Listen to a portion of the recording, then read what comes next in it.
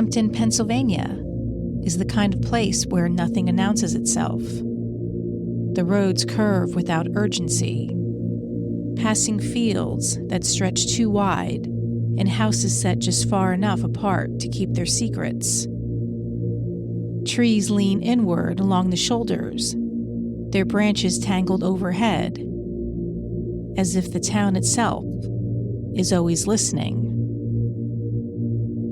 Sound behaves differently here. It softens. It settles. It knows when to stop. People who live in places like this believe in that quiet. They trust it. They build their lives around it. Children come home from school, backpacks slipping from their shoulders onto kitchen floors before disappearing into the soft rhythm of the afternoon. Shoes are kicked off. Cartoons play in the background. Laughter moves easily from room to room. The ordinary, unremarkable moments that are never supposed to matter until they are gone. Because in towns like Kempton, there is an unspoken agreement. Some things do not happen here. But silence is not the absence of something. It is the presence of something waiting in the spaces between houses, waiting in the pauses between words, waiting in the rooms no one thinks to look inside. On September 23rd, 2019, that silence held. It did not shatter. It did not give a warning. It simply deepened. And inside a house on a quiet road in Kempton, Pennsylvania, two children who had done nothing more than come home, then exist inside the small, safe routine of an ordinary day, were left alone with something that should never have found them. Something that did not come from the road, did not pass through the trees, did not arrive from the outside at all. The danger was already there. And the one person who should have stood between them and harm, the one person meant to protect them, did not. By the time anyone thought to listen, it was already too late. You're listening to Departed in Pennsyltucky, Across the Basement Beam, The Case of Snyder and Brinley Snyder.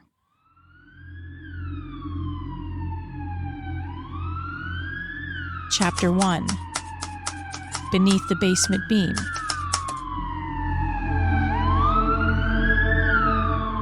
September 23rd, 2019.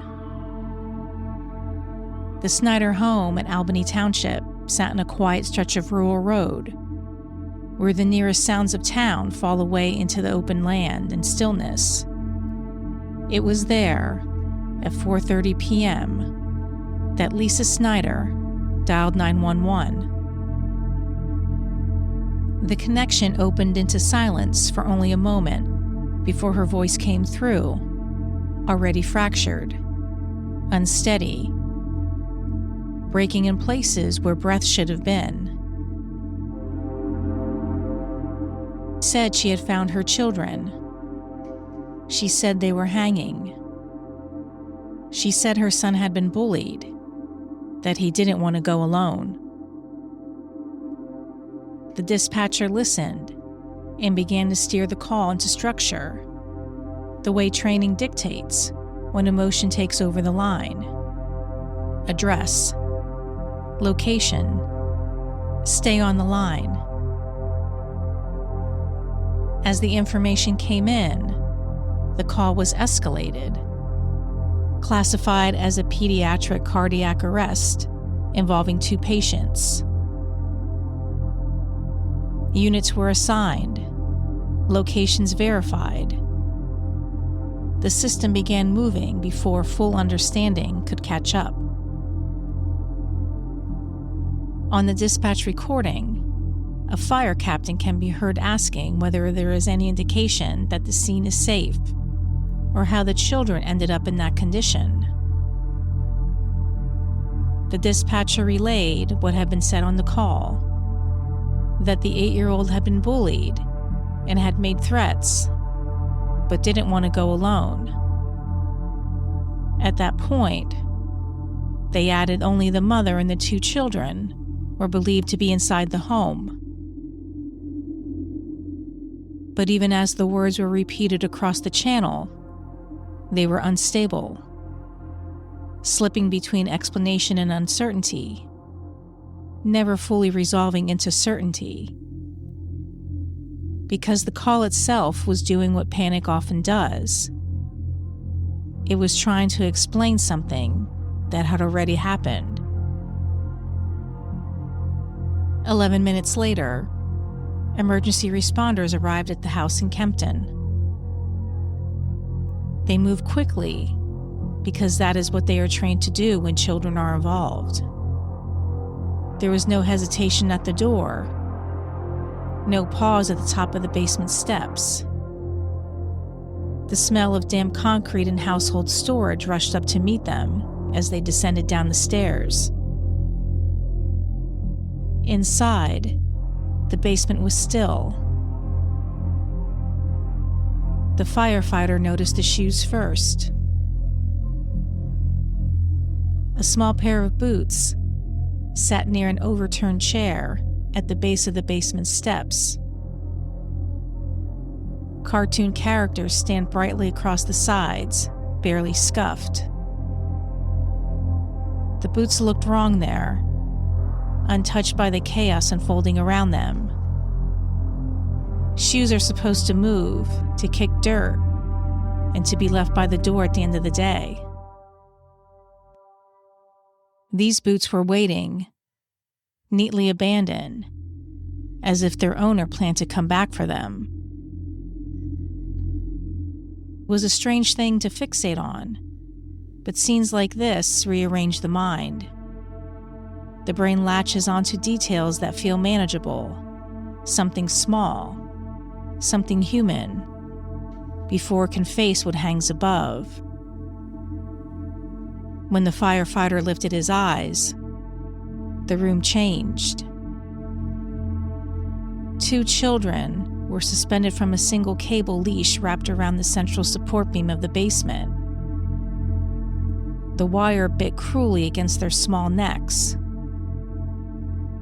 They hung too close together, about 3 feet apart, their bodies nearly touching, as if instinct had drawn them inward, even at the end. The cable leash, meant for a dog, was wrapped tightly around the beam. 2 wooden bar-height chairs knocked over beneath them. Everything about the setup suggested intention. Everything about the victims contradicted it. Connor Snyder was 8 years old. Brinley Snyder was 4 years old. They were still. Too still. The firefighter felt his throat tighten. For a brief, dangerous moment, his own children flashed through his mind. Faces, voices, shoes by the door upstairs. He forced it away. Training first. Always trained first. There would be time later for the rest, if there ever was. The children were then lowered carefully to the floor. Hands moved immediately to necks, to chests. No pulse. Both children were in full cardiac arrest. CPR began at once. Compressions measured. Breaths delivered with precision drilled into muscle memory long before this moment. Someone called out the times. Someone else cleared the space. Basement filled with control urgency, the sound of effort, of procedure, of trying to bring something back that should never have been taken. They worked until the children responded. Against the odds, both were resuscitated. They were carried out of the house, past neighbors watching from a distance, past a town that did not yet understand what it was witnessing. Sirens cut through the quiet roads as ambulances sped towards Lehigh Valley Hospital at Cedar Crest. Inside the home, the basement remained silent. The shoes remained where they were. By then, the call at 4:30 p.m. had already split the time in Kempton into before and after. The emergency lights were gone. The house was quiet again. But nothing had returned to normal. Back at Lehigh Valley Hospital, for 3 days, machines breathed for Connor and Brinley Snyder. Monitors hummed. Tubes and wires carried out the work their bodies could no longer do. Family members waited in rooms and hallways where time stretched and folded onto itself. Hope existed only in fragments, numbers on screens, brief changes in rhythm that might have meant something more. But nothing changed in the way that mattered. On September 26, 2019, doctors removed life support. There was no recovery, no reversal, no miracle just waiting beyond the next hour. Connor Snyder was pronounced dead. Brinley Snyder was pronounced dead. The coroner examined the evidence, the manner of suspension, the scene in the basement, the absence of any explanation that could soften what had occurred. The conclusion was formal, clinical, and devastating in its certainty. The coroner's conclusion was ambiguous. Both children, Connor and Brinley, died as a result of hanging. The manner of death was ruled homicide. Toxicology reports show the children had no drugs in their systems. It was a finding that stripped away interpretation and reduced the final medical determination to something stark and final. The deaths were not accidental, and they were not self-inflicted. Connor and Brinley Snyder had been found hanging in their own home, and the question that would not let anyone rest had only begun to form. If this was not an accident and not a suicide, then who exactly had been there when the call was made? The town struggled to absorb it. Kempton was used to quiet grief, the kind that comes with illness, with age, with the slow erosion of time. This was different. This was sudden, violent, and intimate. It violated the unspoken contract small towns make with themselves, that children are safe here, that some things simply do not happen. People stood at the edges of driveways, whispering. They replayed fragments of what they thought they knew. They asked questions they were afraid to finish out loud. An 8-year-old, a 4-year-old, a basement. Nothing about it made sense. Inside that basement, long after the responders had moved through it, The crime scene seemed to hold its breath. The shoes stayed where they were. They would remain there long after the tape went up, long after the room emptied, long after the house itself became a place no one wanted to enter again. In a town that prized stillness, they became something else entirely. The quiet moment before everything broke open. No one who knew Snyder and Brinley Snyder believed the story would end in a basement. But it had. And Kempton, Pennsylvania would never hear silence the same way again. Hey, look which one I got. Look what I got. Here, Elizabeth, go. Chapter 2. In the Shadow of the Beam. Connor Snyder was a builder. Not of houses, not of skyscrapers, but of worlds. He piled couch cushions and blankets into forts, stacking pillows into uneven walls, and slipping inside to claim them as his own. Within those fragile walls, he made rules. He decided who could enter. He understood, even at 8, the quiet power of creation, the comfort of taking what little you had and turning it into something safe, something yours. He loved video games, the kind where patience mattered more than reflexes.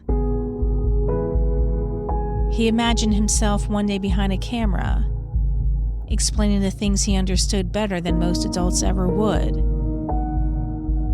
His mother, Lisa, had already bought the gear: a GoPro, studio lights, a green screen.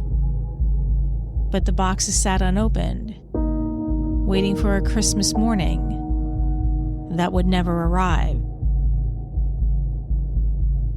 Connor was a 3rd grader at Greenwich Elementary School in Crumsville, Pennsylvania. Teachers called him kind, dependable, and uncomplicated. He showed up. He tried. He worked to make the world a little better, a little brighter. His smile, the way he moved through the halls, the way he belonged to that small school community. These were the things that people remembered. Teachers and classmates held on to that version of him, the one untouched by what would be later said about him. Connor's teachers described a child whose world often circled back to home, and more specifically, to his little sister Brinley. He spoke of Brinley with warmth that stood out in ordinary classroom conversations, not in a performative way, but in the casual, unguarded language of a child thinking about someone he cared for. Even in small everyday moments, when students were given choices for rewards or incentives, his decisions often reflected her presence.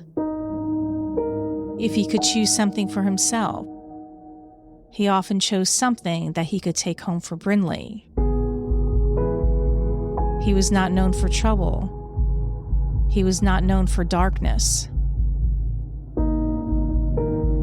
His sister Brinley was a performer. She lived in colors, in sparkles, in princess gowns that trailed behind her like the morning light. She sang when she thought no one was listening, and when she knew they were. Frozen wasn't just a movie to her, it was a universe. Elsa and Anna were constants, sisters who faced danger together, sisters who never stayed lost. Brinley believed, with a child's unshakable certainty, that stories always ended safely. She was 4, in her second year at the early learning community in Kutztown.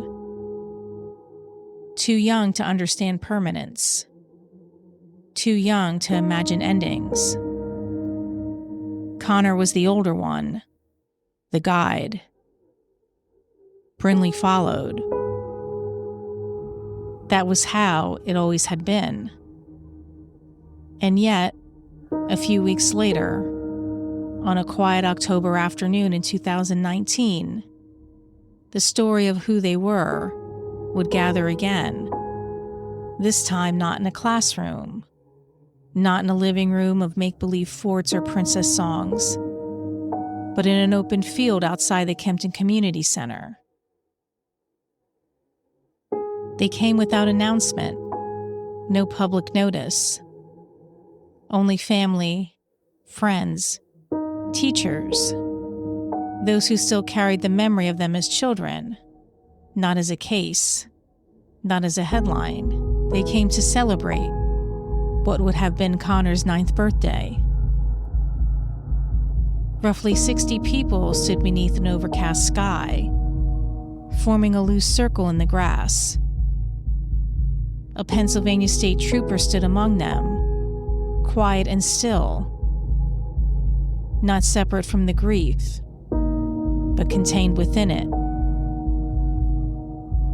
Balloons gathered in hands, blue, yellow, green, polka dots, a Mylar Minnie Mouse, a mermaid, a cat. For a moment, the colors were the only thing resisting the gray sky. Then, just before the release, 2 red balloons slipped free. A voice called out instinctively, half warning, half hope, as if it were still possible to call something back. The voice shouted out, "Catch them, Connor." And then the group began to sing, "Happy birthday, dear Connor.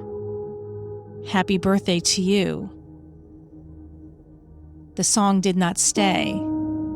It thinned as it rose, pulled into the clouds along with the balloons, until both became smaller dots, dissolving into the overcast sky. Then nothing at all. Some people cried. Some held each other. Others simply stood still, watching the empty space where color had been. On a table nearby, framed photographs showed them as they had been. Connor and Brinley at school, at a pool, on a playground where nothing yet had an ending. Among them was a painting Connor had made at school. Flowers in a vase. Simple, careful, alive in its own quiet way. Flanking it were 2 organ donation certificates. Their language was formal, clinical, but placed beside the images of the children, it became something else entirely. They spoke of a decision that extended beyond the field, beyond the gathering, beyond the silence that followed. Through that gift, the certificates read, Connor and Brinley had provided hope, life-saving, life-changing hope to others they would never meet. And as the balloons disappeared into the gray, what remained in the field was not movement, but stillness, a shared understanding that some stories do not end where they are supposed to. They simply change shape.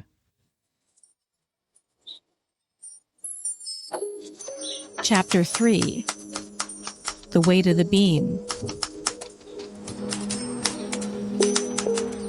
By the morning of September 26, 2019, the house in Kempton, Pennsylvania, no longer felt like a home. The town of Kempton did not move the same way again. Neighbors whispered at the edges of driveways. Mail carriers slowed their pace.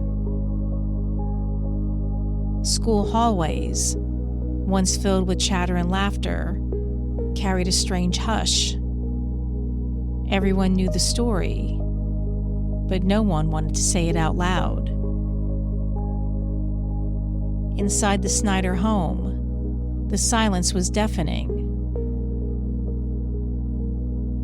Shoes, small, colorful, and abandoned, still sat by the overturned chair at the basement steps, untouched by anyone.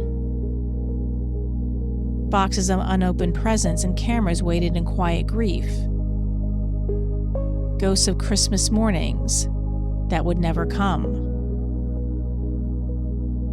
Outside, the world tried to make sense.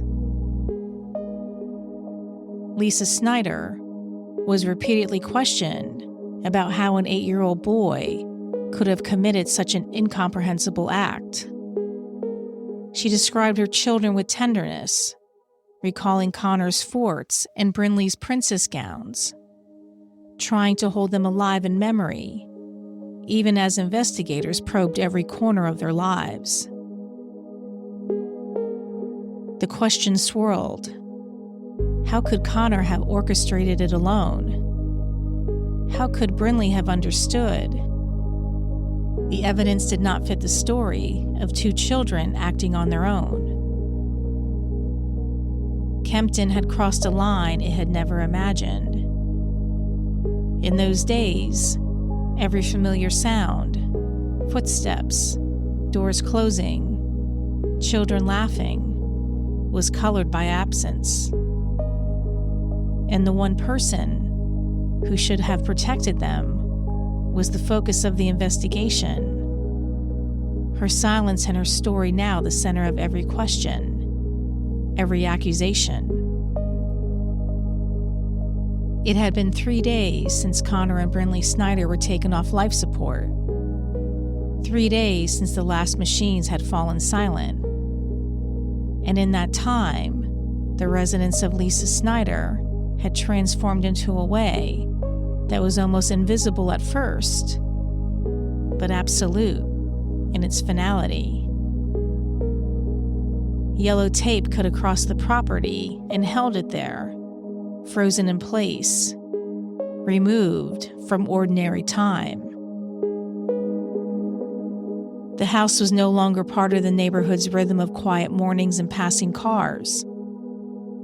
It had become something else entirely, a sealed environment, treated with the precision of evidence, rather than the closeness of domestic life. Inside, investigators began dismantling the home without physically destroying it. The basement came first. It always did. The same stairs that emergency responders had rushed down days earlier were now descended again, but differently. There was no urgency left in the movement. Each step was deliberate, almost cautious, as if the house might itself still react to being observed.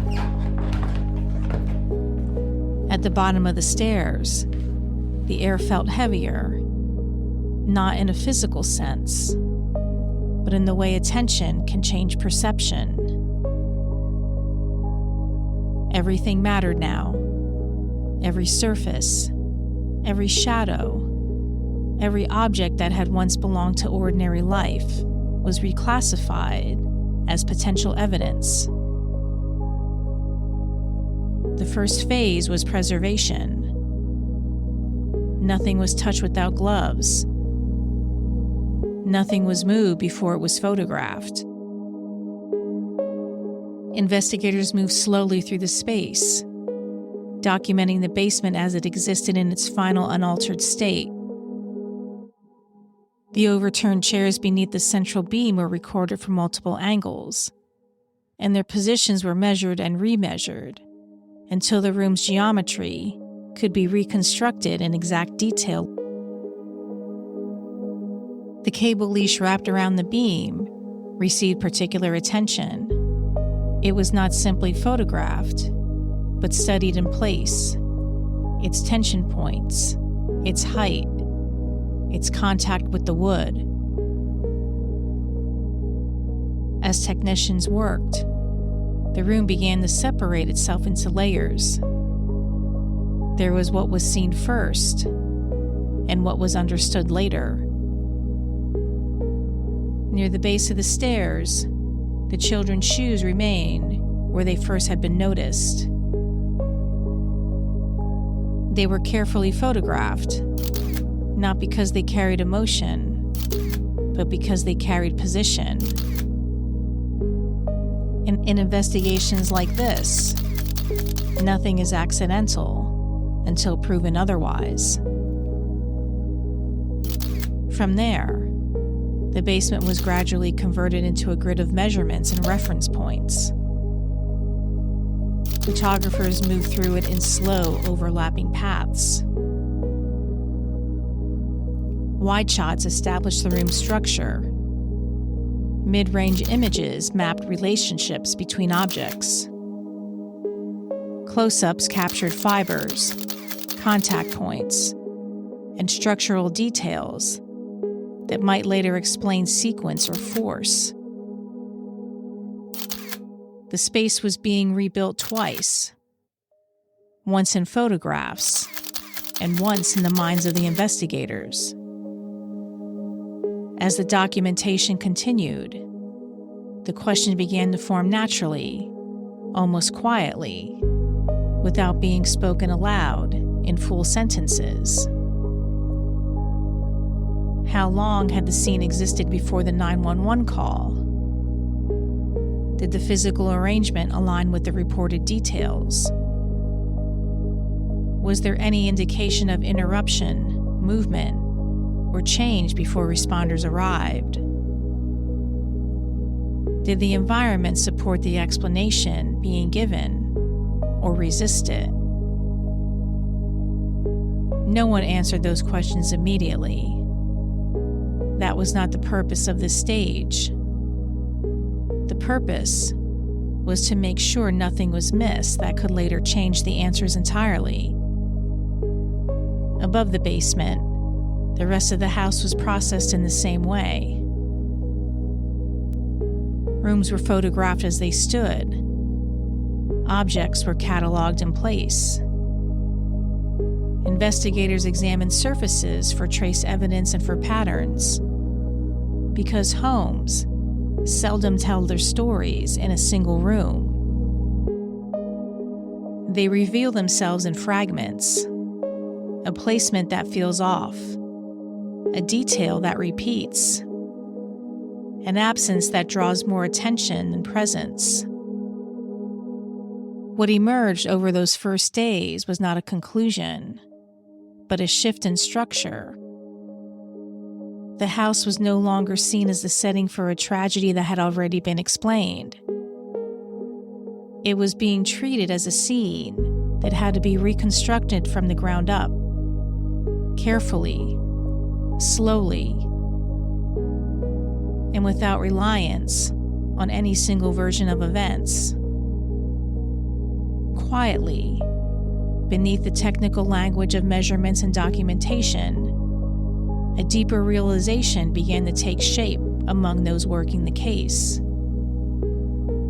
The story they had been told did not fully align with the space in which it was supposed to have happened.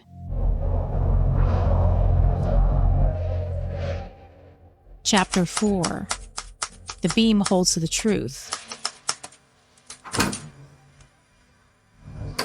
4 days after the hangings, Lisa Snyder sat inside an interview room at State Police Headquarters.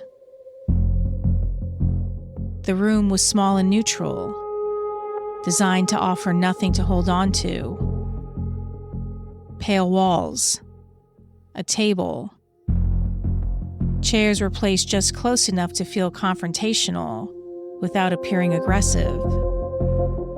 A camera mounted high, unblinking. Time there moved differently, measured not in hours, but in answers. Lisa Snyder appeared calm. She spoke clearly. She maintained eye contact. Her responses came quickly, but not impulsively, as though she had already considered how to explain herself long before the questions were asked. There was no visible hysteria now, no collapse into panic. What remained was composure, controlled, deliberate. She began with her mind. She told investigators her mental illness had been with her since she was 16. Repetitive in nature, something that came and went like the weather. She spoke openly about 2014, about the period where her children were taken from her care after she admitted to having homicidal thoughts. She framed that time as an oddity, something chemically induced by a birth control implant. Once it was removed, she said, the darkness lifted. She did not shy away from the history. She spoke of her children with tenderness, said they were her world, said she had already bought their Christmas gifts, presents wrapped and waiting for a future that had quietly disappeared. She described Connor's excitement, Brinley's joy, the rituals of motherhood that had ended too suddenly to feel real. Then the question shifted. Investigators asked how an 8-year-old boy could arrive at the idea of hanging himself and his sister. Lisa Snyder looked outward. She pointed to the internet, to what children see now, what they absorb without adults noticing. She mentioned YouTube. She mentioned a video by Logan Paul, filmed in a Japanese forest, where a body hung from a tree. She suggested that images like that plant ideas, that they linger in young minds in ways that no one can predict. It was an answer that redirected responsibility away from the room, away from the house, away from her. When the investigators asked the question directly, when they removed all abstraction and asked if she had killed her children, something finally broke. Lisa Snyder cried. The words came out between sobs, sharp and urgent. She swore to God that she had nothing to do with this, claiming they were her world and that she had no purpose now. For a moment, grief filled the space where certainty had been, but it did not last. When investigators suggested that something else had happened, something beyond the story she was telling, Lisa Snyder stopped answering. She asked for a lawyer. The interview ended not with resolution, but with blunt silence. The tone shifted instantly. What had been cooperation became distance. What had been explanation hardened into refusal. Outside the interview room, a story began to circulate. Connor, it was said, had been bullied. He was depressed, suicidal. a child who had planned to die and had taken his sister with him so he would not be alone. It was a story that spread quickly because it offered something people desperately wanted, a way to make sense of the unthinkable. But the people who knew Connor did not recognize that boy. School officials said there was no record of bullying, no complaints, no red flags. Classmates remembered a child who fit easily into the school day's rhythm, neither withdrawn nor troubled. Video footage from the school bus on the morning of September 23rd told its own quiet story. Connor sat in his seat, smiling, relaxed. There was no visible distress, no sign of a child preparing to die. An occupational therapist who worked with Connor described something else entirely. He had poor fine motor skills, difficulty pinching his thumb and forefinger together,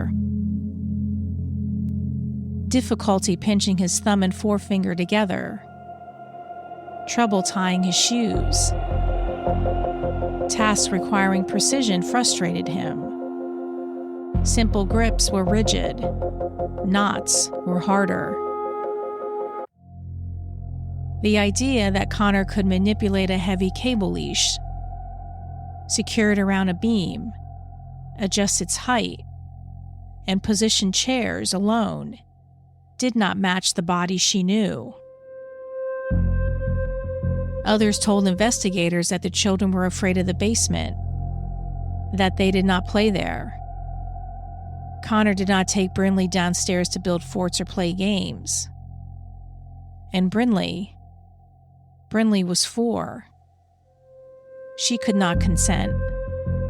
She could not understand. She could not choose.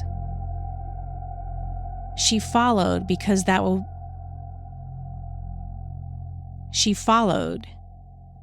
was what she had always had. She followed because that was what she always had done. Because she trusted the person who led her there. And as the story of a troubled boy began to fracture under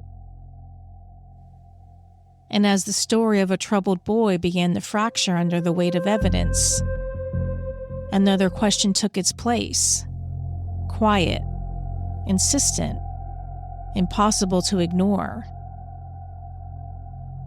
If Connor could have not done this alone, then who was with them when it happened? Chapter 5. The beam stays the same. The second time detectives brought Lisa Snyder into the station, the room felt different before the word was spoken. It was the same room in every visible way. The same table bolted to the floor. The same dull walls. The same fluorescent hum pressing quietly overhead. But its purpose had shifted. The first interview had been about understanding, about allowing a story to unfold in its own time. This one was about testing it, pressing on it, seeing where it held and where it gave way. Lisa Snyder sat more slowly this time. Her movements were controlled, still deliberate, but no longer automatic. There was hesitation in the way she lowered herself into the chair, as if she already understood that this room was no longer a place to explain, but a place where explanations would be taken apart. Across from her, the detective didn't ease into the conversation. He didn't offer comfort or reassurance. Instead, he returned immediately to structure, back to the timeline, back to the beginning, back to the part of the story that mattered most. He guided her to start upstairs, to move through it step by step, to rebuild the sequence exactly as it had happened. She began the same way she had before. She had been with the children. Everything had been normal. Both of them were there. Nothing seemed out of place. The day Connor and Brinley died began with a request from Connor after he returned home from school. She told investigators that he had asked if he could go downstairs to build a fort. She further stated that he inquired about using a dog lead that had recently been purchased and was on the table in the home, and that she allowed him to take it.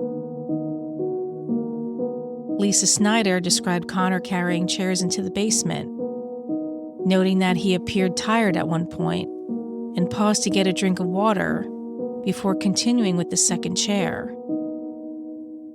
While this was taking place, she said she was upstairs putting away laundry. She also said that she had stepped outside for a cigarette. After approximately 10 minutes, Lisa Snyder said she returned inside to check on the children and ask about dinner. It was at that point, she said, that she had discovered them in the basement. She stated that she attempted to lift Brinley, but was unable to do so, explaining that she had experienced profuse sweating and physical weakness when her anxiety spikes.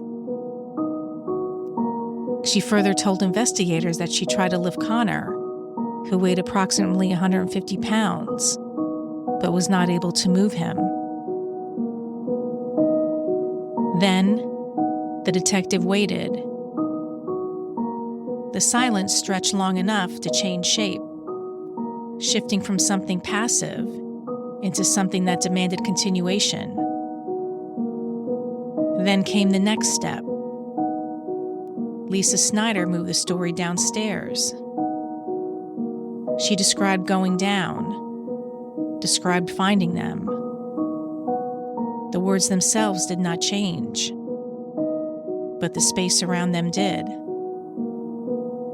Because this time, the detectives were not just listening, they were comparing, measuring what she said now against what she had said before, holding each version side by side, looking for where they no longer matched. They returned to a small moment, a simple one, whether she had called out before going downstairs. It should have been an easy answer. Instead, it faltered. There was hesitation, barely there, but enough.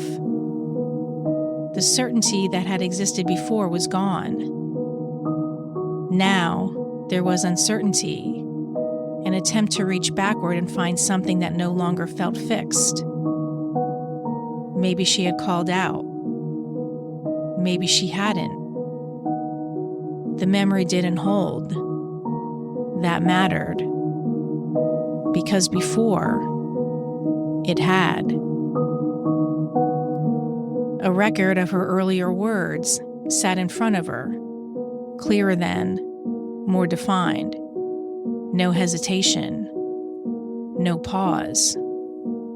No uncertainty between the top of the stairs and what she saw below. Now, that clarity was gone. She looked at the page, but didn't settle into it. Not rejecting it, not accepting it, just hovering, as if the version written on there no longer fully belonged to her. The detectives watched closely, not for emotion, for structure. They asked her to walk through it again and again. Each time, she rebuilt the sequence. Something small shifted. Not enough to break it, but enough that wouldn't lock it into place. Upstairs, the descent, the moment in the basement, the call. Each pass altered their connection. The story was no longer being remembered. It was being assembled. They moved forward with more questioning. After the discovery of the bodies, what happened next? The call remained. That part didn't disappear, but the certainty around it softened. There was no longer a clean line between seeing and dialing. No fixed point where one ended and the other began. Just a pause. Just enough space to raise a question. No one rushed to fill the silence, because this was where the work was happening, not in what was said, but in how it changed. The questioning circled back again, tighter each time. Not aggressive, not confrontational, just controlled, focused. Returning to the same moments until they either held or gave way. And again, they gave way. Outside the room, pagers would later be laid out side by side. Timelines marked. Differences traced. Not searching for a single contradiction, but for a pattern. And a pattern was forming. It wasn't that there was no story. It was that there were too many. All are trying to exist in the same moment. When the interview ended, it didn't feel like a conclusion. The hallway noise returned, swallowing the room as it emptied. The recorder kept running a moment longer. And the timeline, still unstable, still unresolved, remained exactly where they had left it. Chapter 6. The being behind the screen.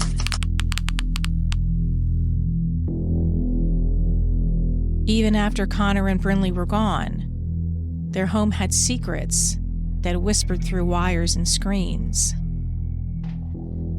While investigators worked backwards through timelines and browser histories, Snyder and Brinley Snyder were quietly transformed.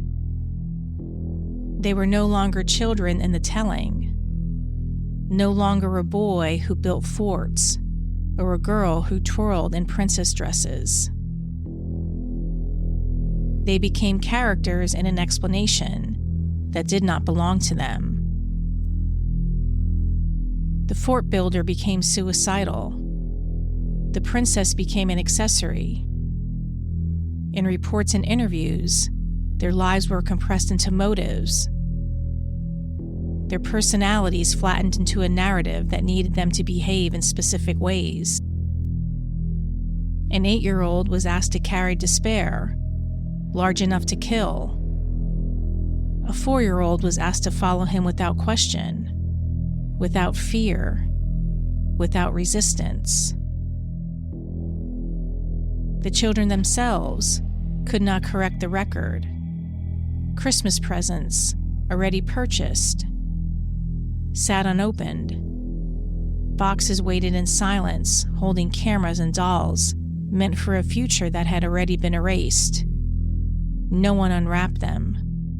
No one would. Instead, the story moved elsewhere. Investigators turned to the digital trail. Search histories do not cry.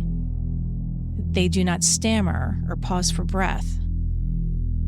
They exist in timestamps and phrases, stripped of emotion and intention, waiting to be read back later with unforgiving clarity. Searches, clinical, deliberate, about suicide, about hanging, about how to kill. Episodes of I Almost Got Away with It, a show built around evasion and aftermath. After Connor and Brinley died on September 26th, Lisa Snyder changed her Facebook profile with a photo and the saying, "Words scar, rumors destroy, bullies kill." Linked to Lisa Snyder's Google account, a pattern began to emerge. In the days leading up to September 23rd, searches focused on death, how it happens, how long it takes, how specific methods compare to others, carbon monoxide poisoning, suicide ideation, hanging, specific techniques designed to work with limited height and minimal drop. The searches did not ask if, they asked how. Investigators noted the progression, the narrowing of focus, the way curiosity appeared to harden into instruction. It was not a single query that raised alarms, but the accumulation of them, the repetition, the refinement, the proximity to what would follow. Then there was the purchase. On September 22nd, Lisa Snyder ordered a 250-pound cable dog leash, far heavier than necessary for the family's 50-pound dog. The following day, she picked it up from a Walmart in Hamburg. By that afternoon, her children were hanging from it. The leash, vinyl-coated and strong, was wrapped around the main support beam in the basement. It had done exactly what it was designed to do: hold weight without failing. Investigators noted the timing, the intent implied by preparation. Still, even as the evidence grew more structured, Connor and Brinley remained voiceless within it. They could not explain what they felt that day. They could not say who led them downstairs. They could not tell anyone they were afraid. What remained instead were records, browser logs, receipts, timestamps, quietly filling the space where the children's voices should have been. And as the case continued to take shape, one truth became harder to ignore. This was no longer just a question of what happened in the basement. It was a question of who had been planning for it, and for how long. The digital trail did not end with searches. It extended outward, into social media, into spaces meant for connection, but now twisted into evidence. Lisa Snyder's Facebook account became a mirror of obsession, posts and likes revealing preoccupation with death, despair, and control. Investigators also found posts about suicide methods, shared videos of people dying, groups focused on self-harm. Comments on her own posts hinted at fascination, curiosity, and in some cases, planning. The light tone of casual scrolling now carried the weight of premeditation. Where the children were once central, they were now invisible. Connor and Brinley had been transformed, compressed into statistics and timelines, flattened into events dictated by someone else's obsessions. The combination of searches and social media painted a chilling alignment, planning and obsession moving seamlessly from browser to real life, from online inquiry to tangible, devastating action. Investigators could track the clicks, the purchases, the posts, but the children's laughter, their questions, the soft thud of pillows, or the swish of a princess gown. Those sounds could never be recovered. They existed only in memory, in absence. And in that echo, one truth emerged with grim clarity. The crime had been methodical. It had been considered. It had been digitally documented. The innocence of ordinary childhood, the simple act of coming home from school to play and explore, had been intercepted by calculation. Connor and Brinley were no longer just children. They were evidence. And every click, every search, every post led investigators closer to the one person who should have protected them, but did not. Chapter 7. The beam finally breaks. By the time investigators were ready to speak publicly, the case had already stopped behaving like a tragedy and had become an accusation. Months had passed since the 911 call from the quiet home in Kempton, Pennsylvania.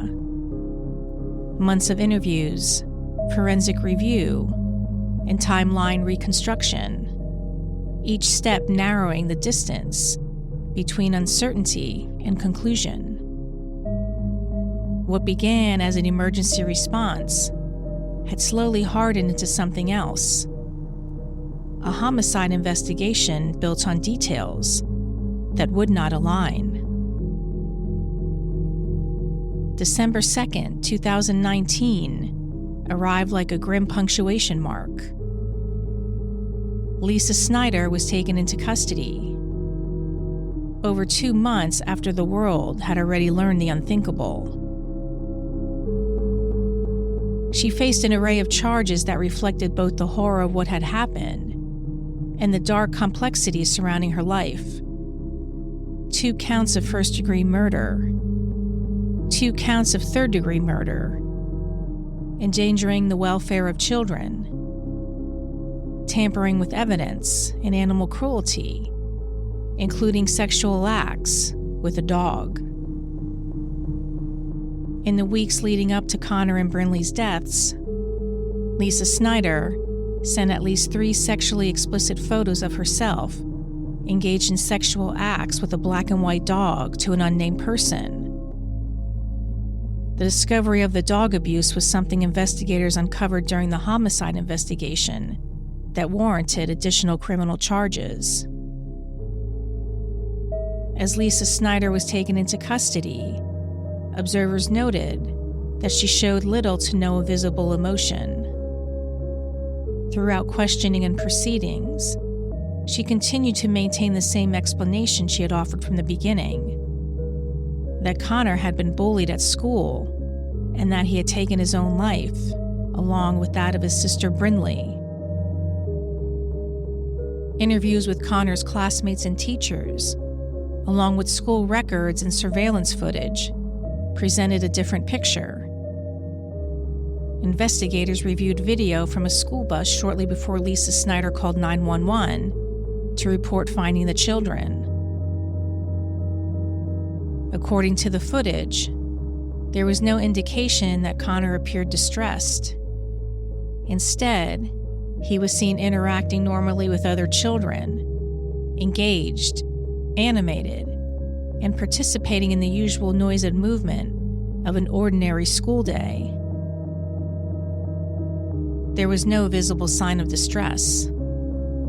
From what could be observed, Connor appeared to be a happy child. Years before, there was already a documented history between the family and the child welfare system.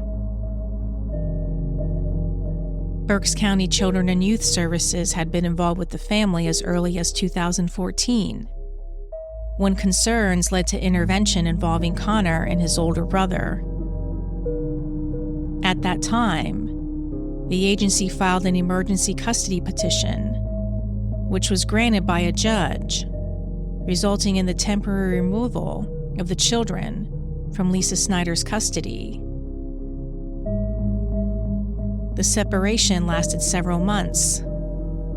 In February of 2015, custody was returned, and by November of that year, the case was officially closed.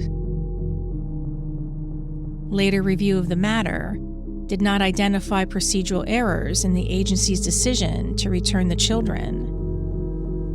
Investigators found no misconduct or mistake by children and youth in the course of the reunification. The record also noted that the children's father was not involved in their upbringing during that period. What remained was a closed file, but one that would later sit inside a much larger and more complex timeline, revisited in the context of everything that followed. The first-degree murder charges ensured there would be no bail. Lisa Snyder would not walk out of the county jail, not that day, not during the trial, not at any point in the foreseeable future. The decision sealed itself around her like a door closing, final and unmoving. After the arrest, she was brought before the court for arraignment. After the arrest, Lisa Snyder was brought before the court for arraignment. The charges were read in full. The hearing itself was brief and procedural. Identity, charges, rights. No testimony, no evidence, no narrative. But the impact was final. From that moment forward, the case was no longer an investigation. It was a prosecution. At a press conference, the DA stood before a silent, grieving community, searching for answers that did not exist. He acknowledged what everyone already felt, but could not fully say, that the loss of 2 innocent children defied explanation, that no sequence of words could make it make sense, that some acts existed beyond reason entirely. His message settled heavily over the crowd, echoing the same unbearable truth. There was no explanation to offer, no logic to hold on to, nothing that could soften what had been done. The weight of it lingered in the air like the shadow of the basement beam where Connor and Brinley had been found months earlier, still present, still incomprehensible, still refusing to let the town look away. Chapter 8. The Beam Speaks. In the weeks that followed, preliminary hearings began. This stage was not about proving guilt, but about determining whether there was enough evidence to move the case forward. Prosecutors outlined forensic findings and early investigative conclusions. The defense challenged most of those interpretations, arguing the case rested on an assumption rather than proof. 2 competing versions of the same event were already forming, one rooted in accusation, the other in doubt. Then, the testimony began. EMT Eric Bubbenmoyer testified that on the day that Connor and Brinley were found dead, his pager broke the quiet of an ordinary afternoon, around 4:30 p.m. At first, nothing about the call stood out. 2 children, cardiac arrest. A home along Route 133 in Albany Township. It fit within the language of emergencies he knew. He moved without hesitation, slipping into routine, out to his truck, radio in hand, focus narrowing towards response. Then the update came through. 2 children were hanging in the basement. Eric explained that he heard the words clearly, but they didn't immediately take shape. They didn't land. It wasn't confusion. It was resistance. The information didn't fit into anything familiar. In his experience, even the worst emergency followed patterns. This didn't. He asked dispatch to repeat it. Then again, trying to force the reality of it into place. He arrived. That gap still lingered. What struck him first wasn't urgency, but the absence of it.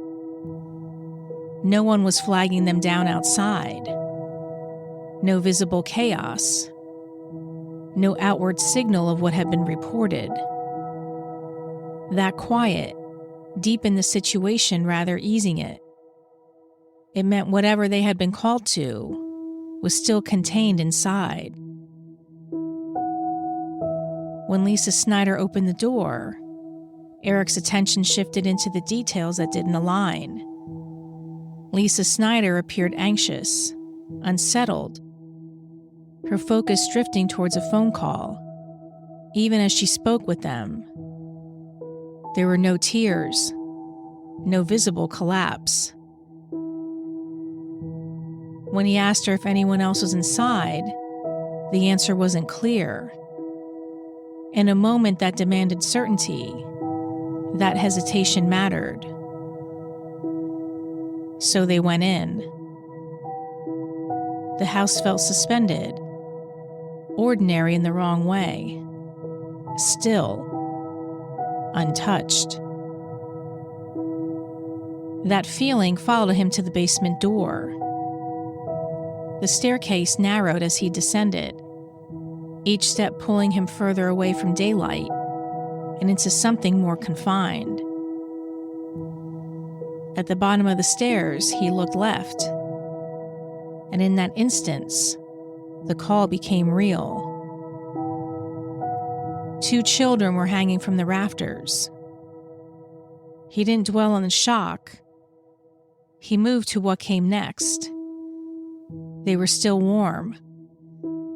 That detail mattered. It meant there was still time, however limited, to act. Everything after that happened quickly, but not without difficulty. Brinley was lowered first. Connor required more effort. His weight, the positioning, and the mechanics of the situation forced coordination between responders.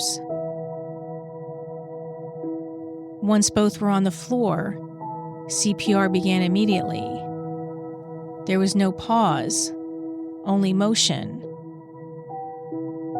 Eric described how time changed in that basement, narrowing into cycles of compressions and breath, the outside world disappearing entirely. Next, Trooper Jeffrey Hummel testified. He said outside the scene was fragmented. People gathered without structure, voices overlapping, confusion without direction. What he remembered most was a single sentence cutting through it. They were in the basement.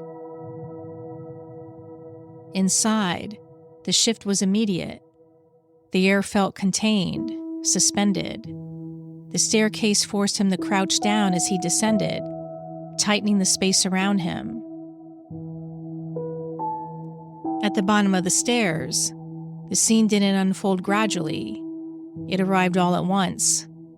Medics already working, both children on the floor, urgency concentrated into a single effort.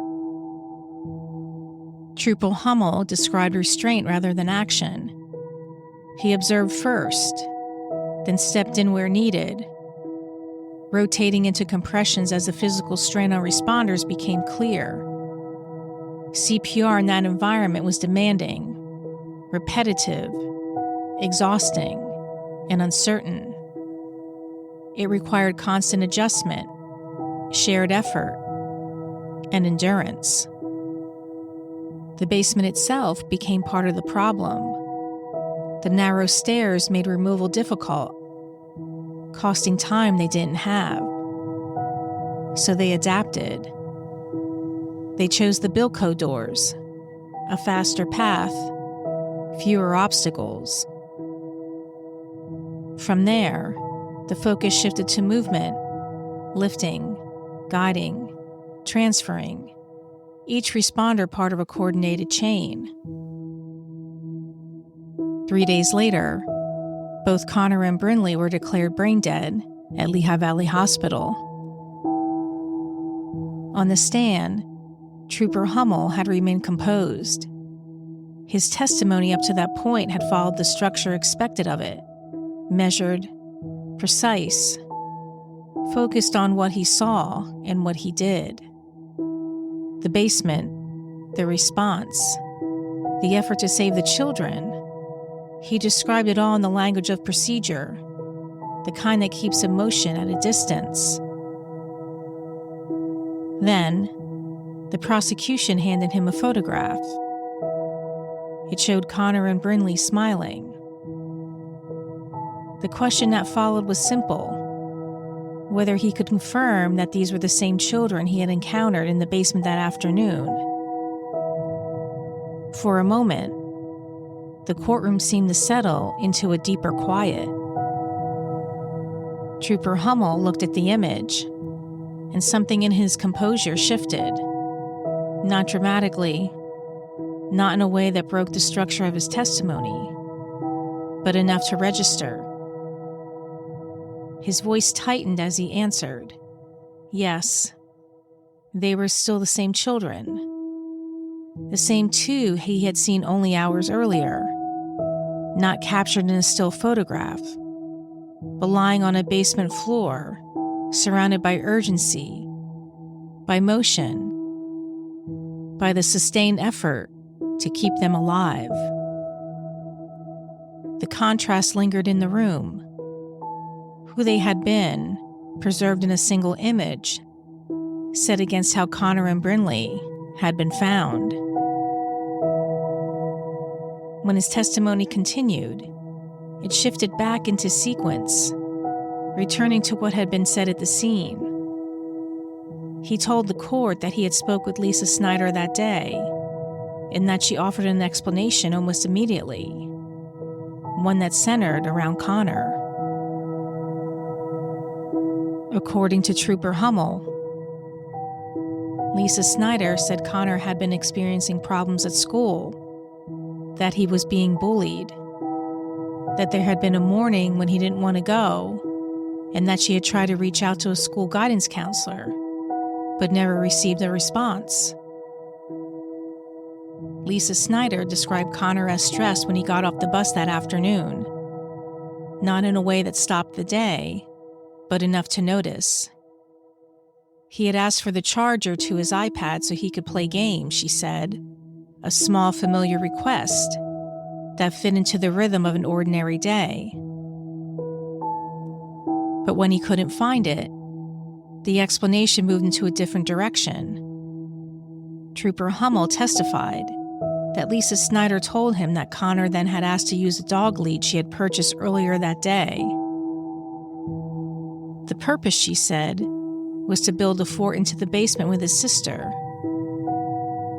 He planned to attach the ends of the lead to the rafters and drape a blanket over it, something improvised, something temporary, something that, on its surface, resembled a child's idea of play. Testimony from other prosecution witnesses began to press quietly but firmly against the version Lisa Snyder had offered, not with confrontation, but with contrast. Among them was her cousin, Kimberlyn Watson, at the time, just 20 years old.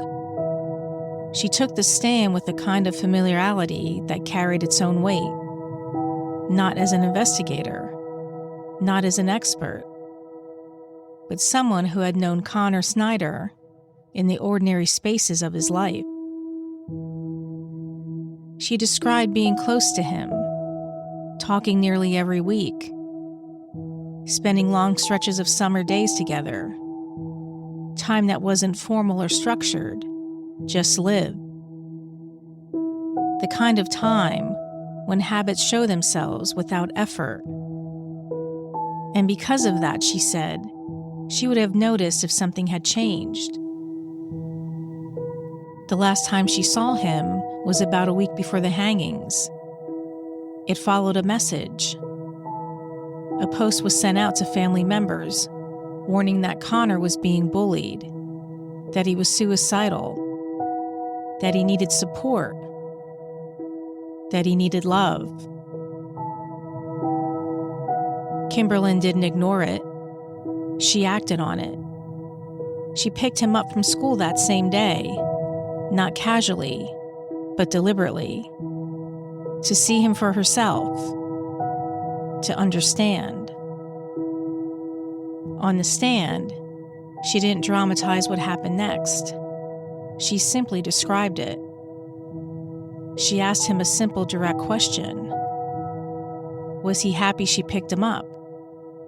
And his answer came just as simply, yes. But he liked riding the bus.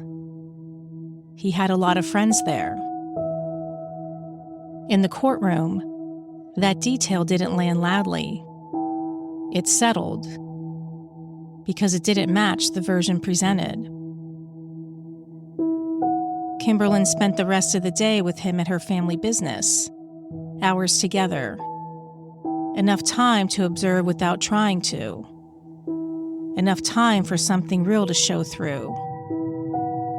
She watched him, waited in a sense for signs she had been told to expect, but they didn't come. No withdrawal, no visible sadness, no indication of distress. When she spoke about it, her voice didn't rise. It didn't need to. She said he never looked sad that day. And in a courtroom built on competing narratives, that absence of signs, of symptoms, of anything that aligned with what had been claimed, became its own kind of testimony. Another prosecution witness added a different kind of weight to the proceedings, quieter, more personal, but no less difficult to absorb. Jessica Senft of Slatington testified that she knew Lisa Snyder through her husband, a connection that brought them close enough to be trusted, but far enough to observe without expectation. Her testimony didn't center on what happened inside the house that day. Her testimony didn't center on what happened inside the house that day. It focused on what came after. About a week after the children were found, Jessica received a text message from Lisa Snyder.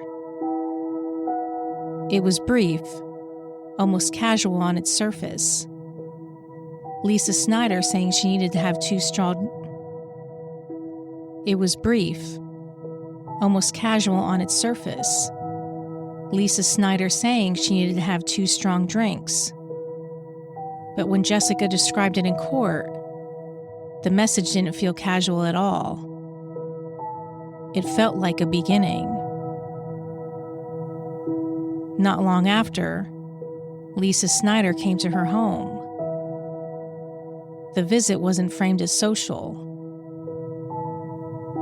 Lisa Snyder appeared anxious and unsettled, carrying an unresolved burden. The conversation moved quickly past small talk and into something more specific, something focused on the investigation itself. Lisa Snyder told Jessica that investigators had already come to her house several times. They were looking for a cell phone. From there, the concern shifted to what might be found on it. Not just messages, but searches.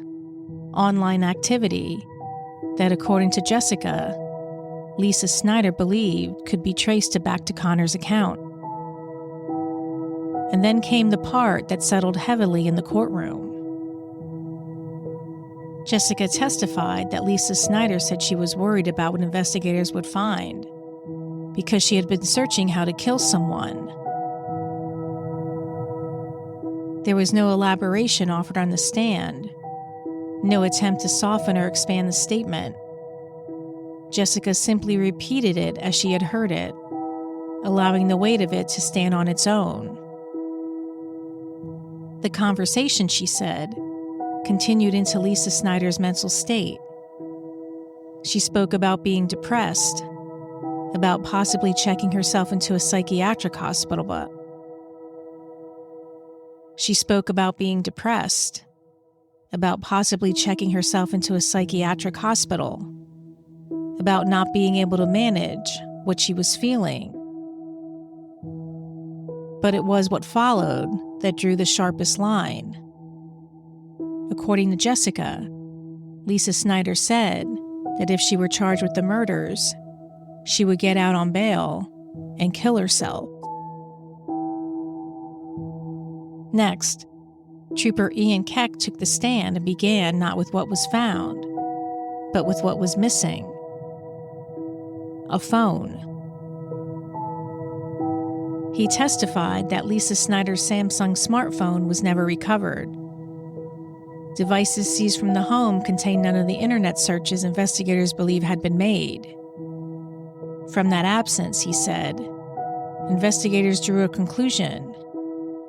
Whatever mattered most was likely on the device that was no longer there.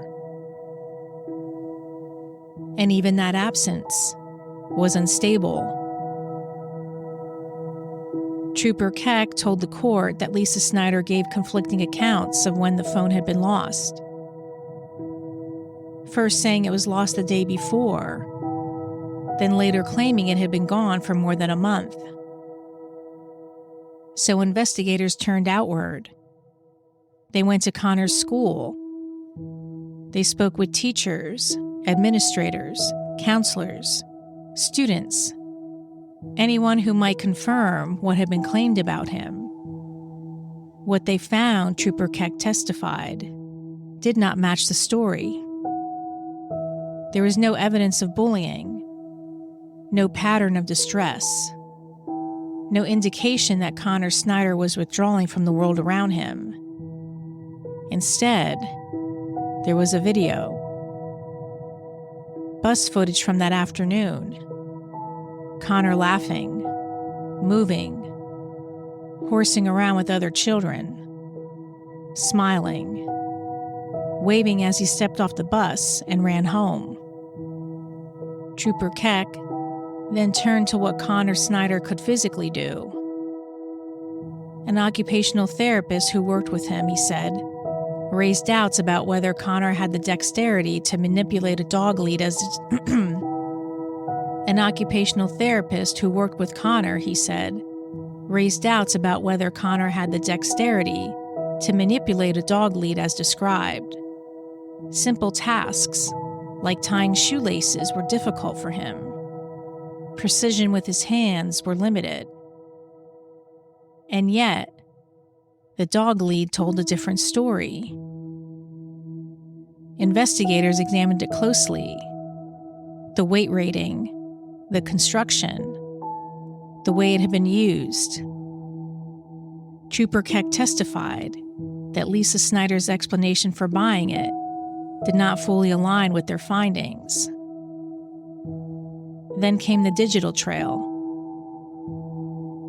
Trooper Keck testified that internet activity linked to the missing phone included searches related to hanging and methods of self-harm. And beyond that, images recovered from Lisa Snyder's accounts led to separate charges of animal cruelty, evidence that widened the scope of the case beyond the events in the basement. By the end of his testimony, the case had expanded.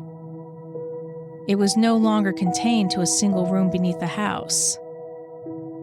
It now lived in devices that could not be found, in timelines that shifted, in a child's behavior seen by others and remembered differently by one person.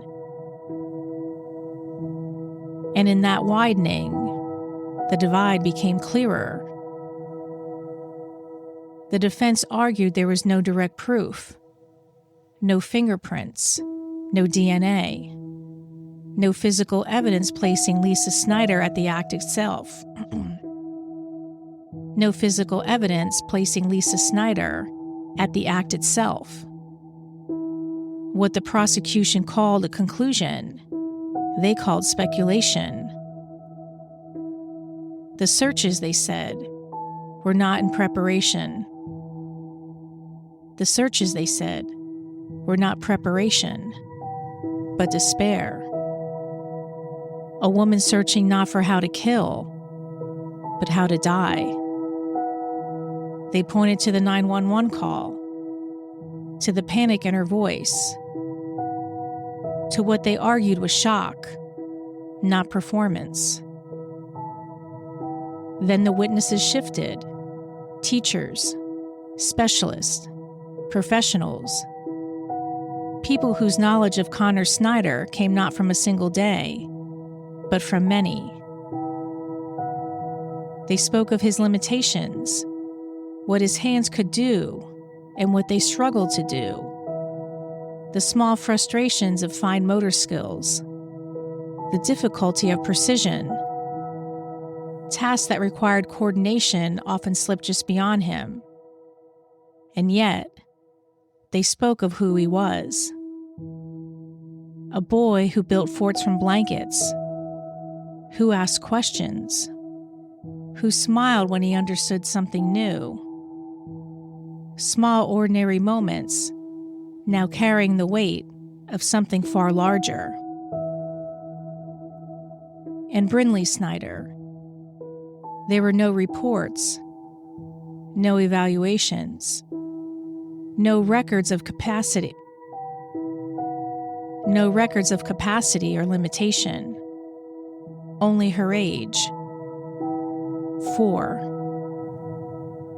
years old, reducing the courtroom to a number that could not explain what had been done or what had been possible. After 4.5 days, the prosecution rested. The defense moved quickly, a motion for acquittal. They argued the case did not hold, that it lacked the physical evidence required to prove intent. The prosecution had filled its gaps with inference. No fingerprints, no DNA, no hair, no forensic proof tying Lisa Snyder to the act itself. They challenged the idea that Connor's physical limitations made his involvement impossible, calling it an assumption rather than a certainty. There was briefly another path, a plea agreement. Lisa Snyder stood prepared to plead no contest but mentally ill, to reduce charges. It lasted only minutes. The judge rejected it outright, firm, immediate. It did not serve the interests of justice. And just like that, the case changed course. No quiet resolution, and only one adult had been in the home. The judge's ruling did not decide which version was true, but it ensured one thing: the story would not end here. The years between Lisa Snyder's arrest and trial did not pass quickly. They dragged, stalled, broke apart into hearings, delays, and long stretches where nothing seemed to move at all. After her arrest on December 2, 2019, the case entered its earliest phase, preliminary hearings into early 2020, where prosecutors began outlining what they believed had really happened inside that Albany Township home. But almost as soon as it began, the momentum slowed. Through 2020 into 2021, the timeline stretched under the weight of court backlogs and pandemic delays. Dates were pushed, hearings postponed. The case lingered in a legal suspension. Behind the scenes, Lisa Snyder underwent multiple mental health evaluations as her defense searched for a way to frame her state of mind, something that could explain, or at least soften, what prosecutors were calling deliberate. By 2022 and 2023, the case had shifted into a quieter phase, but no less important. Motions were filed, arguments narrowed. Attorneys fought over what the court would be allowed to hear, her internet searches, her statements, the details that painted a picture not of chaos, but of planning. At one point, the defense attempted to enter a plea of no contest while the defendant was mentally ill. It didn't hold. The case moved forward. Then, as 2024 approached, the final shape of the trial began to form. And with it, a decision that would define how the story would be told in court. Lisa Snyder waived her right to a jury. There would be no 12 voices weighing on the evidence, only one: a bench trial. It was a calculated move. In a case this heavy, 2 children, a basement, a narrative that carried more emotion than most juries are ever asked to hold. The risk was clear. A jury might not be able to separate feeling from fact. So the defense placed everything in the hands of a judge, trusting in a more clinical reading of the evidence. A setting where technical arguments, intent, capability, mental state could exist without being drowned out by outrage. By late summer of 2024, after nearly 5 years of delay, preparation, and quiet legal battles, the case was finally ready. What began as a frantic call in September of 2019 was about to be reconstructed, piece by piece, in a courtroom where emotion was meant to be stripped away, and where in the end, the decision would come down to one voice. The first day of the bench trial for Lisa Snyder began without the presence of a jury. No panel to select. No opening instruction to a room of citizens. Instead, it unfolded in a quieter, more controlled way, inside a courtroom where every word was directed at a single decision maker: the judge. Prosecutors opened by laying out the foundation of their case. This was not, they argued, a tragic accident or an act driven by a child. They told the court that the deaths of Snyder and Brinley Snyder were deliberate, pointing immediately to the physical evidence and the circumstances inside the home.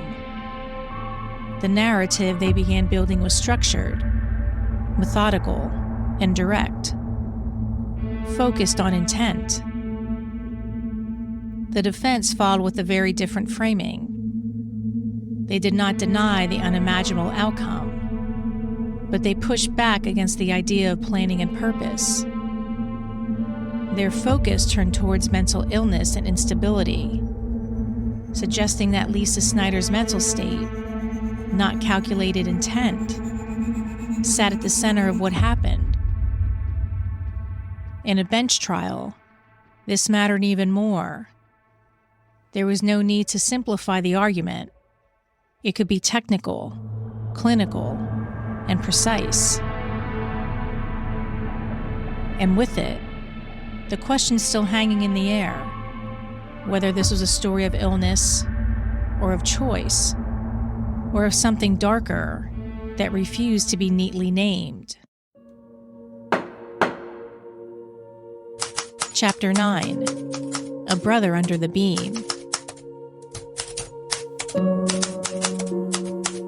On day 2 of Lisa Snyder's trial, her son Owen Snyder sat calmly in the witness box on a cold Tuesday morning in Berks County Court. At 22, he had already endured the kind of fracture most families never survive. Still, his posture was steady, his answers measured. No anger in his voice, only resolve.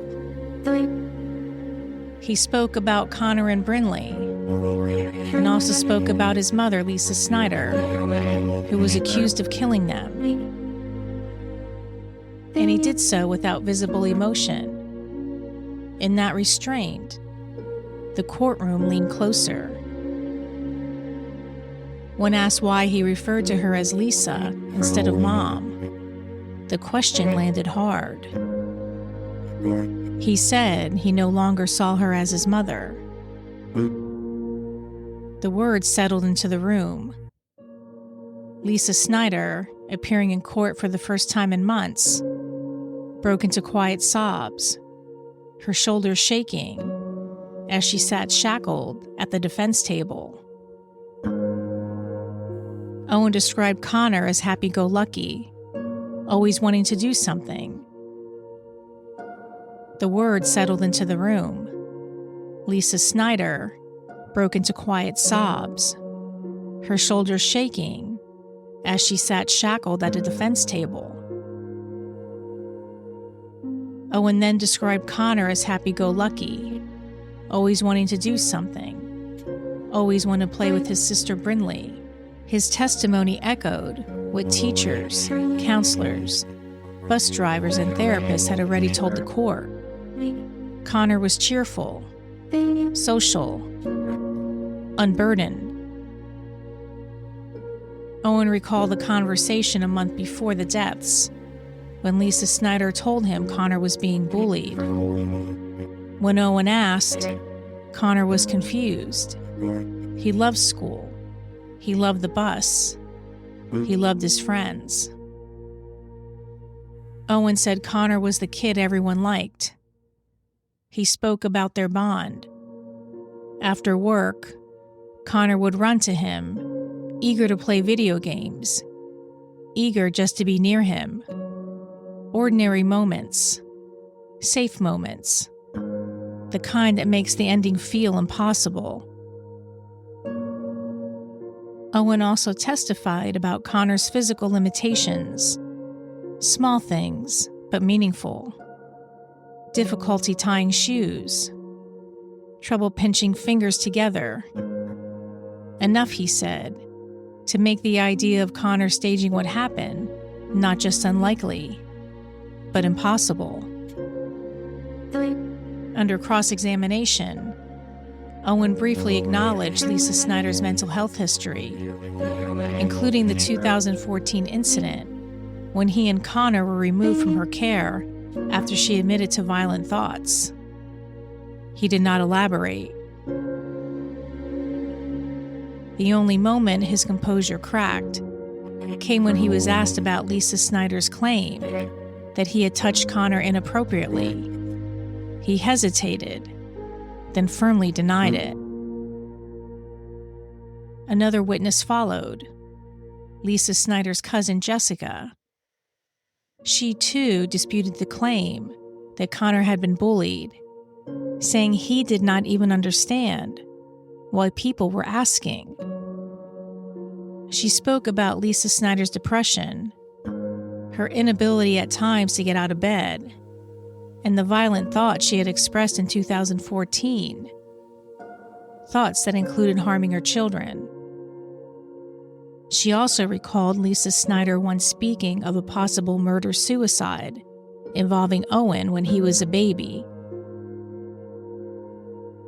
As the day closed, the charges against Lisa Snyder hung over the courtroom like the beam in the basement where her children died.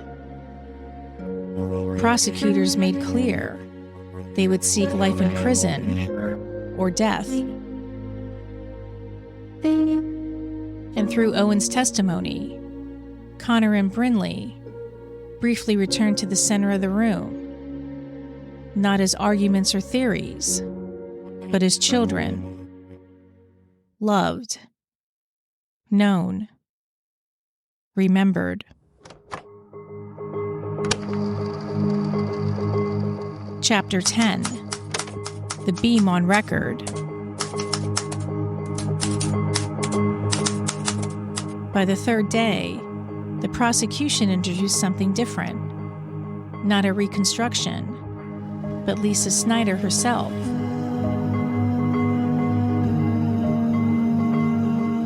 Her recorded police interview was played in court. Her voice filled the room as she repeated the explanation she had given from the beginning, that Connor had been bullied, that he had acted on his own. But now, the judge wasn't hearing it in isolation. It came after days of testimony, after the physical evidence had already been outlined. And against that backdrop, the cracks were easier to see. Prosecutors pointed to inconsistencies, subtle shifts in her account, details that did not align, moments where the narrative seemed to strain under its own weight. It wasn't just what she said, it was how it held up against everything else already in the record. The defense moved to reframe it, pointing again to her mental state, arguing that what sounded like a contradiction could just as easily be confusion, disorientation in the aftermath of trauma. In a trial without a jury, the moment played differently, but it landed all the same. There were no reactions in the room, no jury to read, only a judge absorbing each layer in silence. What she said, what Lisa Snyder said, no longer existed on its own. It sat beside the injuries, the inconsistencies, the unanswered questions, all of it pressing into the same frame. And by the time the playback ended, the case was no longer forming. It was holding, and in her recorded voice, had already become part of what it was forced to carry. Chapter 11. The Family Beam. By the fifth day of the bench trial, the courtroom had stopped moving forward in time. It had started moving through memory. This was the day the case turned away from reconstruction into recollection, where evidence and belief began to sit side by side, often uneasily, in the same space. Lisa Snyder's mother took the stand. She described herself as a woman of faith, grounded in Bible study and prayer. She told the court she loved her grandchildren, and she spoke about Connor Snyder not as a subject of evidence, but as a child remembered through family life and concern. She testified that Connor had expressed distress, that he had spoken about not wanting to live, and that he had asked questions about heaven, questions she described as heavy, unusual, and deeply troubling. She also described bringing those concerns to her daughter Lisa Snyder and sharing them within her prayer group. Her testimony was not technical. It was personal. Then came another layer of testimony, building on the same thread, but shifting slightly in tone. She spoke again of Connor, of conversations about the afterlife, of a child trying to understand what comes after pain. She described him as thoughtful in ways that, in hindsight, felt beyond his years. She also described ordinary childhood moments, pogo sticks, trampolines, physical energy, and movement, framing him as a capable, active, and strong child. Under cross-examination, the edges of her certainty began to blur. Dates shifted. Details softened. Memory became less fixed than it had been in direct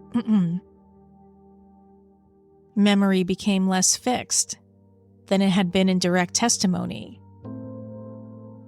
But what remained unchanged was the emotional center of her words, her certainty in what she believed she had seen and heard.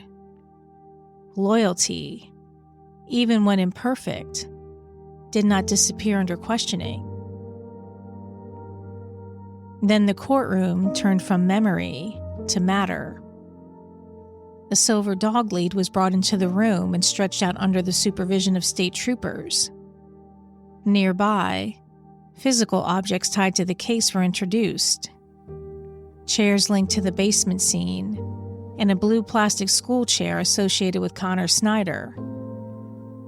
Footprints on the chairs became part of the record. One attributed to Connor, the other unidentified. By the end of the 5th day, the courtroom was no longer only weighing evidence. It was weighing the versions of a child's life. One formed through school records, observations, and physical limits. The other is formed through memory, interpretation, and belief. And between them, nothing fully aligned. Memory does not enter the courtroom as proof, but it changes how proof is heard. And by the end of the day, the case no longer asked only what happened, but which version of what happened could survive being spoken aloud. In October of 2024, the end came not with drama, but with certainty. Inside the Berks County Courthouse, the air felt fixed in place, as if even sound understood what was about to happen. Lisa Snyder sat at the defense table in a bright yellow prison shirt, BCP stamped across her back, her hair pulled into 2 tight braids. She faced forward, still and unreadable. Following a 7-day bench trial, the case came to a quiet but final moment. No jury, no deliberation room. Only a judge sitting alone with the full weight of everything she had heard. Lisa Snyder was found guilty of 2 counts of first-degree murder, along with 2 counts of endangering the welfare of children, and 1 count of tampering with evidence.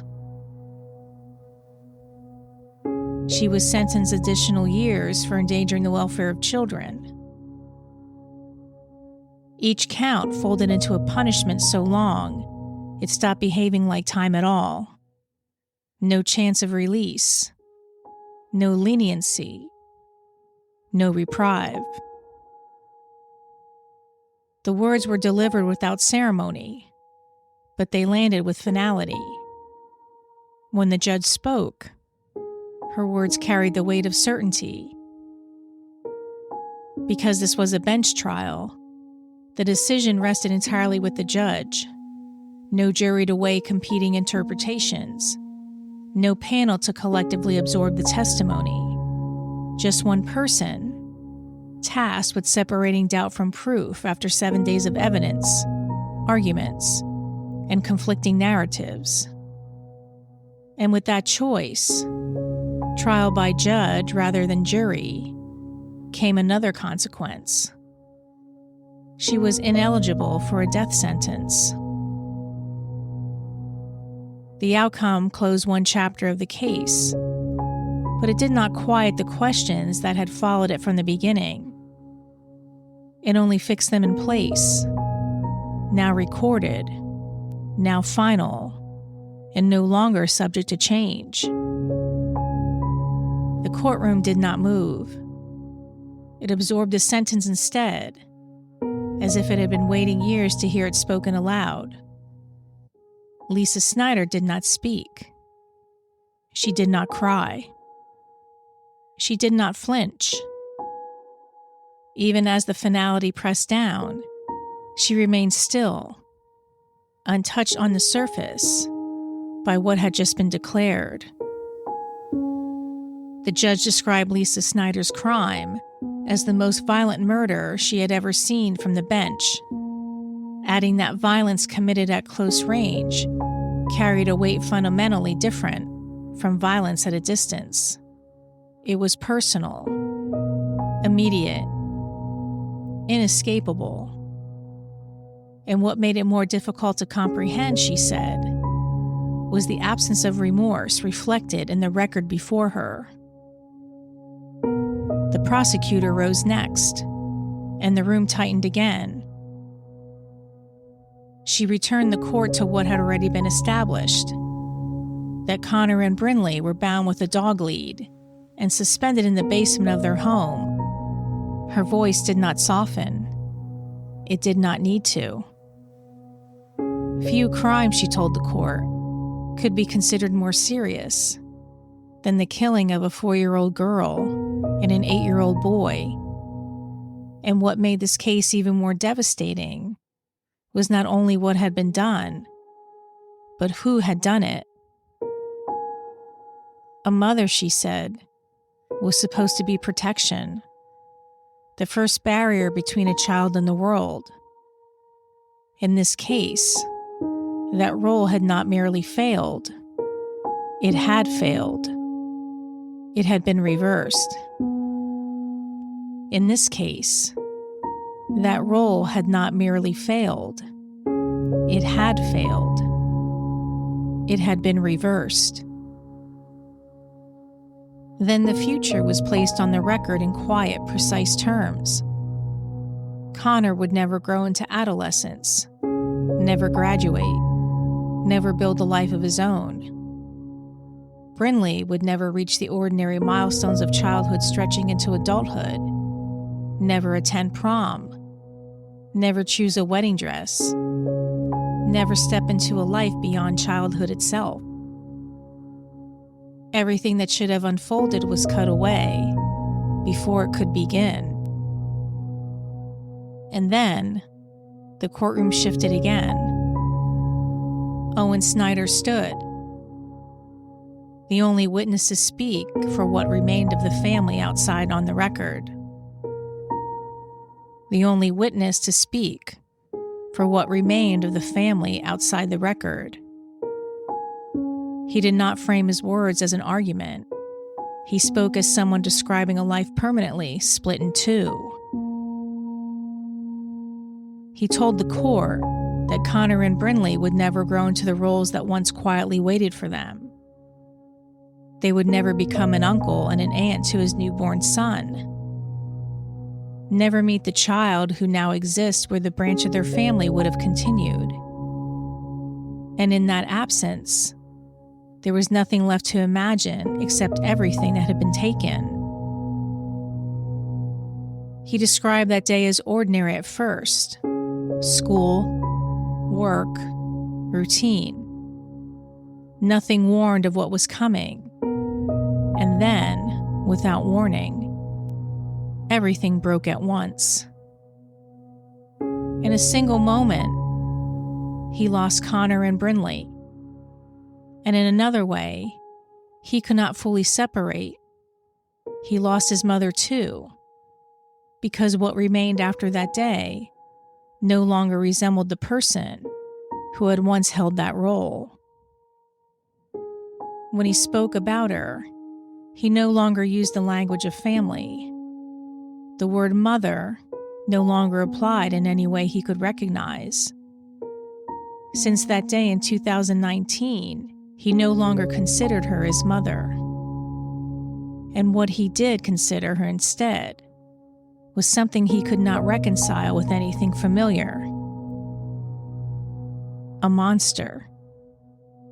When he finished, the courtroom did not immediately respond, because there was nothing left in the moment that required a reaction, only recognition.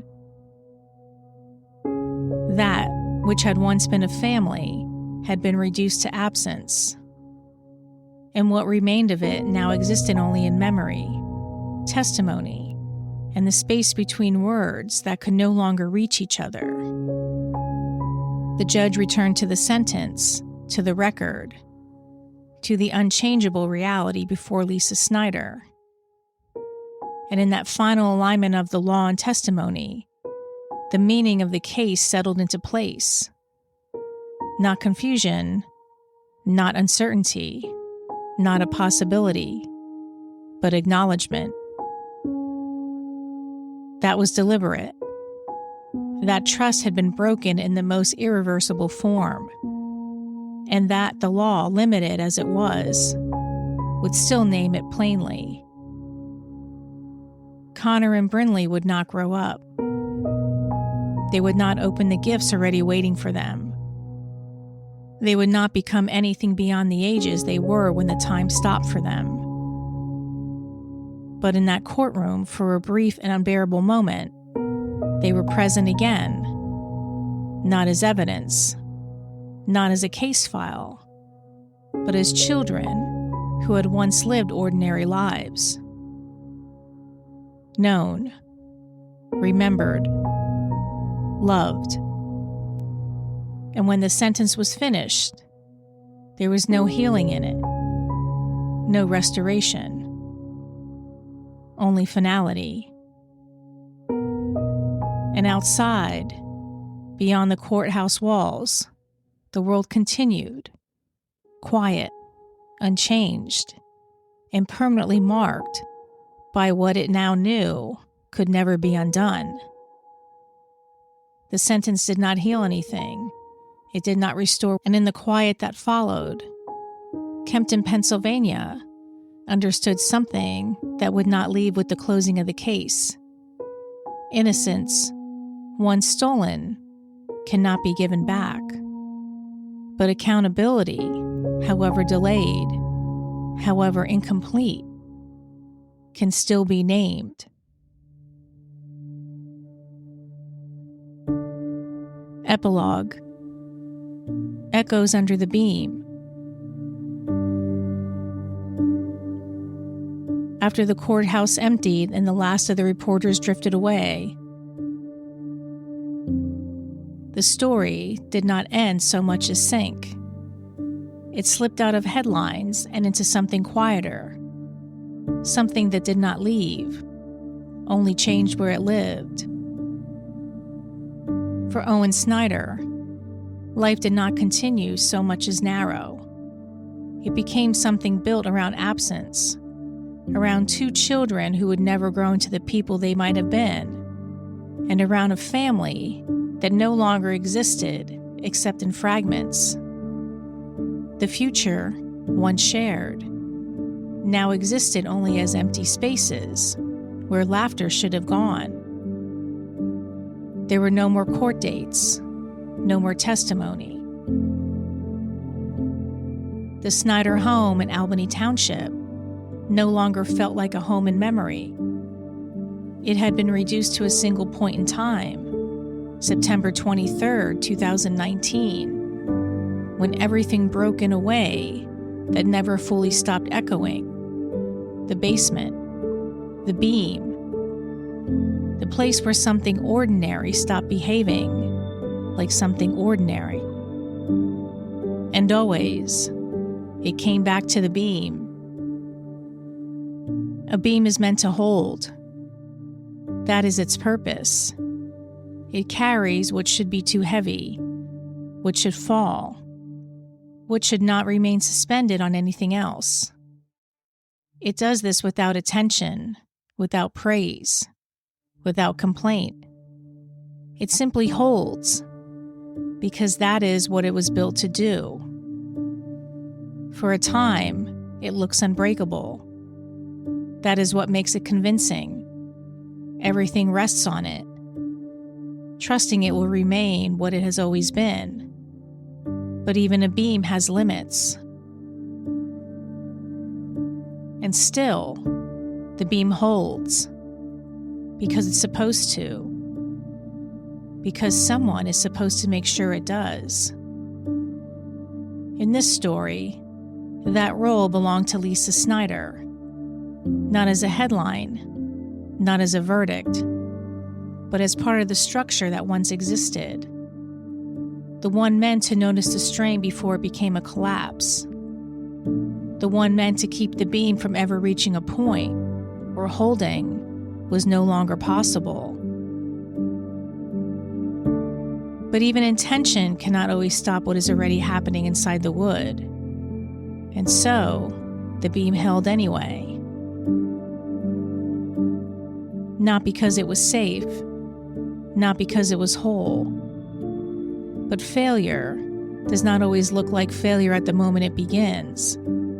Sometimes it looks like normal life is continuing, like nothing is changing, like everything is still standing, when inside, something has already begun to give way, until the moment it can hold no more. A mother is, by definition, the first person a child learns to trust for safety, the first voice they recognize, the person they trust, without question. And that trust is not built on a single moment. It is built over years of small, ordinary ones. Bedtime routines, morning rides, the quiet certainty that the person guiding you through the world will not lead you to somewhere you cannot return from. That is what makes the question so difficult to hold. Not just what was done, but what it takes for that bond, something so instinctive, so foundational, to be used in a way that leads a child into vulnerability instead of away from it. They understand presence, closeness, the sound of a voice they trust, and sometimes that trust is the very thing that cannot protect them. In cases like this, the law speaks through charges, timelines, and evidence. It reconstructs the mechanics of what happened in a basement beneath a beam, but it cannot fully enter the interior world of what was believed in those final moments. What was said, what was understood, what was trusted. How does a child's trust become part of a tragedy they cannot yet understand? In prison, time does not echo the way it does in a courtroom. It repeats. Corridors are lined with steel, reinforced concrete, bars, bolts, structures built to endure pressure without giving way. And overhead, everywhere, unignorable, metal beams. They run through ceilings like a second skeleton. There, the world is no longer built from wood and memory, but from steel and permanence. From things designed not to hold meaning, but to hold everything else in place.